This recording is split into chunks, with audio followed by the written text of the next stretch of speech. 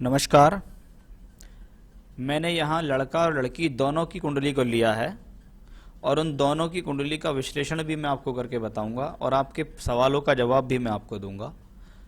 जब हम किसी वैवाहिक जीवन के बारे में बात करते हैं तो आजकल के समय में बड़ा प्रचलन है लोगों का शादी गुण मिलान करके करते हैं। पंडित से मिलवा लेते हैं, कंप्यूटर पे मिला लेते हैं, अपने आप भी मिला लेते हैं।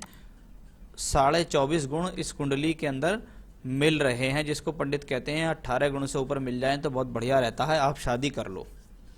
ये तो उनकी कहानी हो गई, क्योंकि उनको तो उस चीज़ के बारे में नॉलेज नहीं है और व्यक्ति फंस जाता है। अब चाहे इसको उसका प्रारब्ध कह लीजिए या उसने अपने जीवन में उसका ऐसे लिखा हुआ था, ऐसी घटनाएं घटती हैं। शुरुआत में सबसे पहले आपके लड़के की कुंडली से करना चाहूँगा कि लड़का मीन लगन मीन राशि वाला है। जब मीन लगन के साथ साथ मीन राशि भी हो, चंद्रमा मीन राशि में बैठे, तो व्यक्ति स्वभाव से बहुत गहराई तक सोचने वाला होता है। मीन का मतलब होता है मछली, और मछली कहाँ रहती है? जल के अंदर रहती है। यानी ऐसे लोग स्वभाव से भावुक भी होते हैं, चंचल भी होते हैं, किसी की भी बातों में आसानी से आने वाले भी होते हैं। यानी बहुत जल्दी इन्हें किसी के ऊपर विश्वास हो जाता है, बहुत जल्दी ये किसी की बातों को मानने भी लगते हैं। साथ में चंद्रमा के साथ जो है शुक्र बैठे हुए हैं लगन में, जो उच्च के शुक्र हैं, जो जीवन में सुख सुविधाएं साधन दिलाएंगे, घर परिवार से सहयोग दिलाएंगे, पैतृक संपत्ति दिलाएंगे, वाहन मकान का सुख दिलाएंगे। चंद्रमा पंचम भाव का मालिक होकर बैठा हुआ है लगन में, शुक्र चंद्रमा का लक्ष्मी योग बना हुआ है, यानी व्यक्ति को जीवन पर्यंत धन के सुख साधन मिलते रहेंगे। यह अपने आप में एक अच्छी स्थिति है। पंचम का मालिक जब लगन में हो तो व्यक्ति की कैचिंग पावर अच्छी होती है, व्यक्ति को बुद्धि अच्छी होती है, यानी अपनी बुद्धि के बल पर जीवन में वो अच्छा कर सकता है। लगन का मालिक बृहस्पति बैठा हुआ है सप्तम भाव में। ऐसे लोग जीवन में विदेश यात्रा भी करते हैं, दूर स्थानों पे घूमते हैं। लग्नेश लगन को वापस देख रहा है, मान सम्मान के लिए अच्छा, स्वास्थ्य के लिए अच्छा, आयु के लिए अच्छा माना जाता है। मंगल जब चौथे घर में हो तो मांगलिक दोष बनता है, और मंगल यहाँ शत्रु राशि बुध की राशि में है, जो कि सप्तम भाव वैवाहिक स्थान को दृष्टि दे रहा है, और सप्तम भाव के मालिक बुध को भी अपनी 8वीं दृष्टि दे रहा है। यानी मंगल इस कुंडली के अंदर ऐसा ग्रह है जो मैरिड लाइफ में प्रॉब्लम दे सकता है मांगलिक होने के कारण। वहीं मंगल दूसरे और 9वें घर का मालिक है, जो कुटुंब का सहयोग, भाग्य में वृद्धि, घर परिवार से सभी प्रकार की सुख सुविधाएं दिलाने वाला ग्रह है। क्योंकि कुटुंब का मालिक जब चौथे घर में बैठता है तो इस प्रकार के सुख साधन दे देता है, पिता पक्ष का भी सहयोग दिलाता है, इसमें भी कोई संदेह नहीं है। तीसरे घर का मालिक शुक्र जब लगन में बैठा हुआ हो और मंगल केंद्र में हो, तो घर के जो छोटे भाई बहन होते हैं, या भाई बहन छोटे हो या बड़े, वो सब इसके फेवर में होते हैं, सहयोग करने वाले होते हैं इसको। 11वें घर में देखिएगा आप, शनि बैठा है अपनी ही राशि में, लाभ का मालिक लाभ में बैठे, यानी व्यक्ति कार्य करने चले तो उसे लाभ मिलेगा। साथ में बुध भी बैठा हुआ है जो कि चौथे घर का और सप्तम का मालिक है। ये स्थिति माता जी के स्वास्थ्य में प्रॉब्लम दे सकती है, उनको बीमार कर सकती है। वहीं दूसरी तरफ ये संपत्ति को बढ़ाने का भी योग है। सूर्य की भी स्थिति अपने आप में बेहतर है। तो ओवरऑल कुंडली तो अपने आप में मुझे ठीक ठाक दिखाई दी है। अब इसको मैं थोड़ा दशा और वैवाहिक स्तर पर भी देखना चाहूँगा। नवांश कुंडली पे साफ लिखा हुआ है स्पाउस, ये कुंडली वैवाहिक जीवन के लिए देखो। यहाँ पे लगन में मंगल विराजमान है, जैसे ये मंगल यहाँ सप्तम भाव पे दृष्टि देता है, ऐसे ये मंगल यहाँ सप्तम भाव पे दृष्टि देता है। सप्तम भाव का मालिक बुध है, उस सप्तम भाव के मालिक को भी ये दृष्टि देता है। यानी लग्न में बैठा हुआ मंगल जैसे यहाँ सप्तम भाव सप्तम के मालिक को दृष्टि देता है, ऐसी है। 7th हाउस में पत्नी होती है, पत्नी के साथ झगड़े झंझट होना या उससे रिलेटेड प्रॉब्लम्स होना आपके बेटे की कुंडली से दिख रहा है। शुक्र की महादशा बेटे को चल रही है, शुक्र पंचम भाव में, और शुक्र में चल रहा है बुध। ये वही बुध है जो यहाँ का सप्तम भाव का मालिक है और यहाँ का सप्तम भाव का मालिक है, और उसे दोनों तरफ से मंगल देखता है। शुक्र बुध अभी 9 मई से शुरू हुई है, उससे पहले दशा थी शुक्र में शनि की। मार्च 18 से मई 21 तक शुक्र में शनि चले। शनि कहाँ है? छठे घर में। छठा घर रोग, ऋण, शत्रु बनना, हेल्थ इश्यूज मिलना, पत्नी के साथ झगड़े झंझट हो जाना, और वो भी 12वें घर के मालिक के साथ है। यानी जब शुक्र शनि में ही शादी हुई, शुक्र शनि में ही झगड़े हुए, शुक्र शनि में ही डिस्प्यूट बढ़ गया, और अब आगे जो शुक्र में बुध की दशा आ रही है वो प्रॉब्लम दे रही है। यानी लड़के की कुंडली में स्थितियां खराब दिखाई दी, इसमें कोई भी संदेह नहीं है, जिसके बारे में मैं अभी लड़की की कुंडली से मिलान करके भी आपको बताऊंगा कि क्या होना क्या नहीं होना।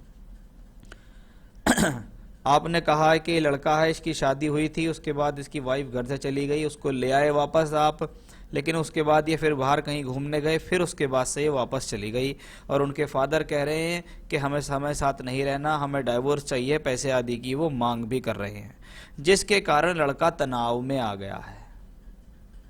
तनाव में आने का योग भी है, क्योंकि शुक्र में शनि की दशा अभी 9 मई को खत्म हुई है, और शुक्र में बुध चल रही है। बुध को बार बार ऐसे ग्रहों का प्रभाव है जो तनाव देता है। लेकिन मैं आपको बता दूं, इस कुंडली में किसी प्रकार के कोई बड़े शारीरिक कष्ट, मानसिक कष्ट या अपने आप को हानि पहुंचाने के कोई योग नहीं है। स्थितियां इस प्रकार की हैं कि व्यक्ति के मन में प्रॉब्लम्स आती हैं कि हाँ ये मेरे साथ क्या हो गया, जिसके कारण वो डिप्रेशन में चला जाता है, अवसाद में जाता है। लेकिन आप यकीन मानिए बच्चे को कुछ नहीं होगा, ना इसको कोई बड़ी प्रॉब्लम होगी। आगे अभी मैं लड़की की कुंडली देखूंगा तो आपको और बहुत सारी चीज़ दिखाऊंगा। आपने कहा लड़का अभी कह रहा है काम धंधा छोड़ के किसी दूसरी जगह चला जाऊंगा, वहां जाके काम करना शुरू कर दूंगा। शुक्र में बुध, फिर अब बात जब आती है काम धंधे की, तो उसके लिए मैं देखता हूं दशमांश कुंडली, जिससे हम देखते हैं व्यक्ति की प्रोफेशनल लाइफ। कहाँ है बुध? 8वें घर में राहु के साथ।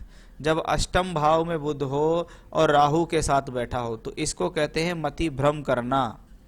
व्यक्ति की मति भ्रम हुई है, व्यक्ति की बुद्धि पर ताला लगा है, व्यक्ति को किसी ने बहलाया है, फुसलाया है, उकसाया है, जिसके कारण वो इस प्रकार के गलत निर्णय ले रहा है। शुक्र में बुध की स्थिति अभी ज़्यादा बढ़िया मैं नहीं कह सकता। कब तक नहीं कह सकता? मुझे 2023 तक भी व्यापार के दृष्टिकोण से ये स्थिति इतनी अच्छी नहीं लगती। ऐसे में व्यक्ति स्वतंत्र कोई काम करने चले, काम डूब जाएगा, पैसा खराब हो जाएगा, पैसे डूबने के योग बनते हैं। अपने साथ लगा के रखो, घर परिवार के साथ रुका लगा के काम करो तो ही इनके लिए बेहतर रहा है। बाकी मैं कुछ उपाय बताऊंगा और कुछ पूजा पाठ बताऊंगा जिनको कराने से और करने से इनकी बुद्धि खुलेगी। लेकिन यहाँ स्थिति दिखाई दे रही है कि व्यक्ति 8वें घर में बैठा बुध राहु गलत स्टेप लेते हैं, गलत स्टेप लेके अपनी हानि कर लेते हैं। वैसा यहाँ अभी तक दिखाई देता है, क्योंकि आगे भविष्य में जो दशा इनको आ रही हैं वो इनके करियर के लिए बढ़िया हैं। लेकिन अभी 2023 तक ये कुंडली अगर किसी प्रकार से स्वतंत्र व्यवसाय में गई, अपनी मनमर्जी चला कर गई, तो हानि के अलावा, पैसे की बर्बादी के अलावा कुछ भी नहीं दिखता। तो वो स्थितियां यहाँ साफ दिखाई दे रही हैं। जहाँ तक बात है, पिता इनके सहयोगी हैं, भाई बहन भी इनके सहयोगी हैं, और ये भी भविष्य में इनके साथ रहेंगे। लेकिन वर्तमान की स्थिति ऐसी है कि इनकी बुद्धि ठीक प्रकार से काम नहीं कर रही।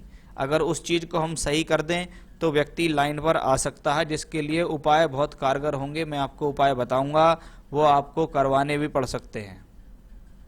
अपने यहाँ के किसी सुयोग्य पंडित से करवाओ, लेकिन कराने पड़ेंगे। अब मैं थोड़ी देर लड़की की कुंडली देखता हूँ। ये है लड़की की कुंडली, ये भी मीन लगन की कुंडली है, लेकिन इसमें चंद्रमा जो है वो साथ में नहीं है। लड़के की कुंडली में चंद्रमा लगन में था, इनकी में चंद्रमा लगन में नहीं है। अब ये अष्टमेश होके यहाँ पे है जो बृहस्पति से, अब अष्टमेश शुक्र जब लगन में अकेला बैठा हुआ हो इस प्रकार से, और शनि की उस पर दृष्टि भी हो, तो ये वो कॉम्बिनेशन होता है जिसको हम कहते हैं कि हाँ, व्यक्ति के कैरेक्टर को लेके कोई प्रॉब्लम हो सकती है, व्यक्ति का डील डाल चाल ढाल ठीक नहीं है।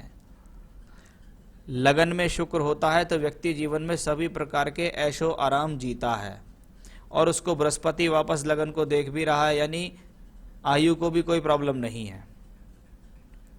अब बात आती है चंद्रमा की। इनका चंद्रमा सूर्य की राशि में है, इसको कहते हैं रॉयल साइन।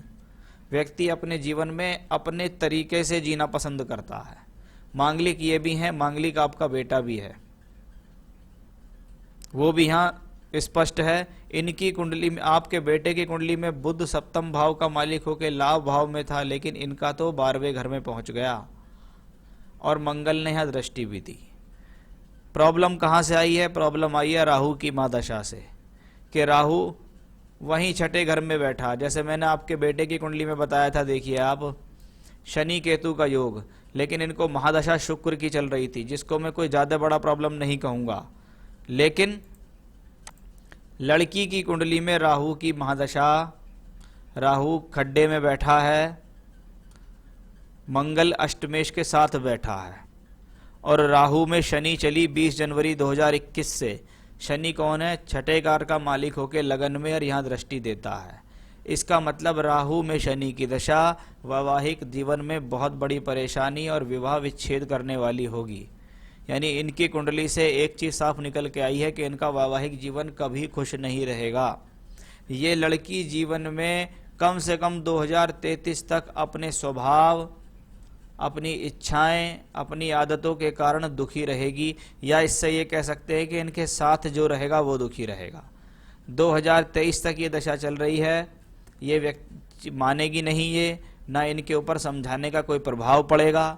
यहाँ से पीछा छुड़ाने में फ़ायदा है, इनसे अलग होने में ही फ़ायदा है, तभी आपके जीवन में कुछ चलेगा। क्योंकि इनकी कुंडली तो और ज़्यादा टिपिकल हो गई। इनके हिसाब से तो साफ तौर पर डाइवोर्स, तलाक के योग बनते दिखाई दे रहे हैं। ऐसे लोगों को वैवाहिक सुख नहीं मिल पाता है। तो वो चीज़ तो भाई साहब इनकी कुंडली से यहाँ मैंने आपको साफ तौर पे बताई कि भैया ये चीज़ साफ दिखाई दे रही है। अभी राहु शनि चल रहा है, फिर आएगा बुध, फिर आएगा केतु, फिर आएगा शुक्र, यानी कि डाइवोर्स से रिलेटेड कार्य होते होते इस साल का आखिरी तक आराम से निकल जाएगा।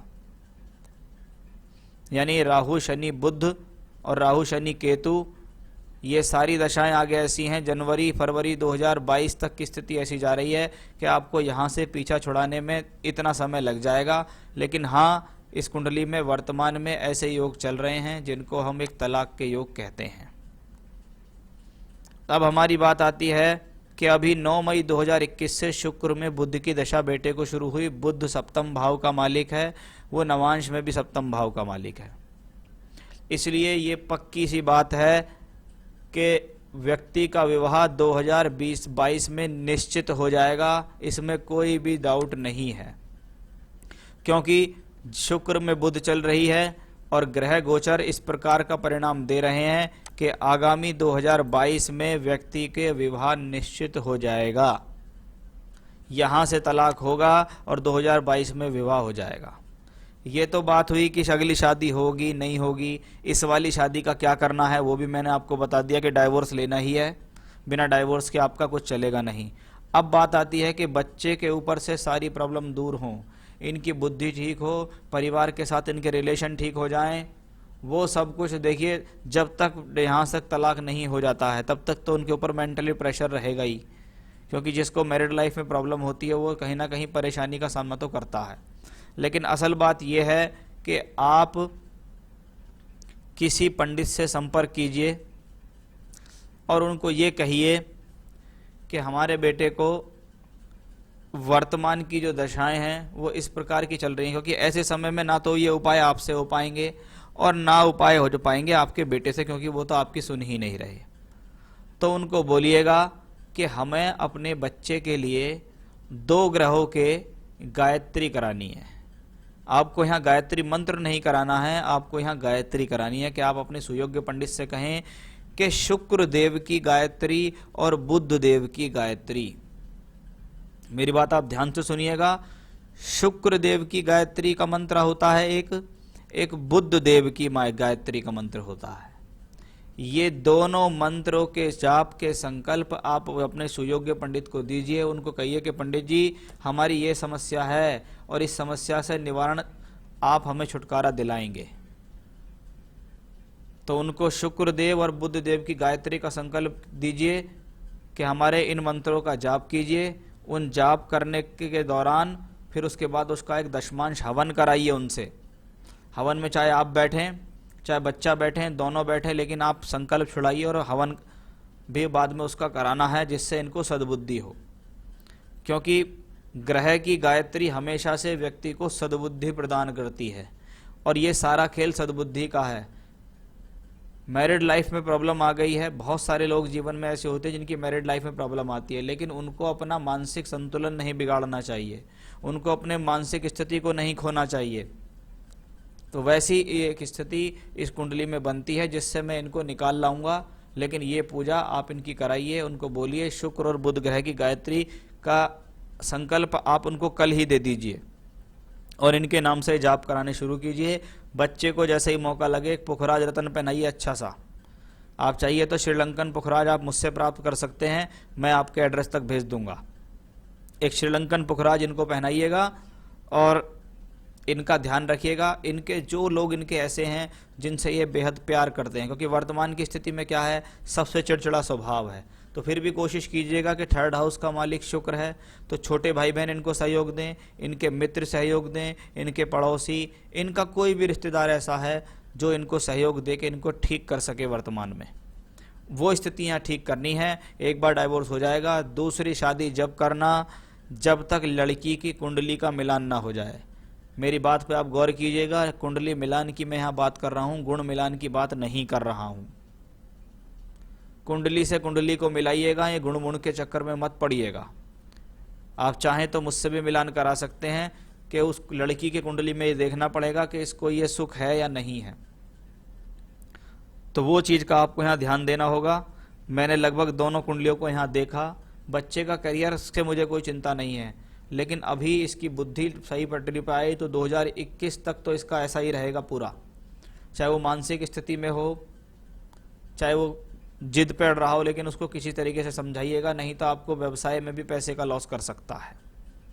तो ये था आपकी कुंडली का एनालिसिस, सवालों के जवाब जिसका मैंने यहाँ पूरी तरीके से देने का प्रयास किया है, और उपाय आप इनके शुरू कराइएगा, उससे फ़ायदा मिलेगा। नमस्कार।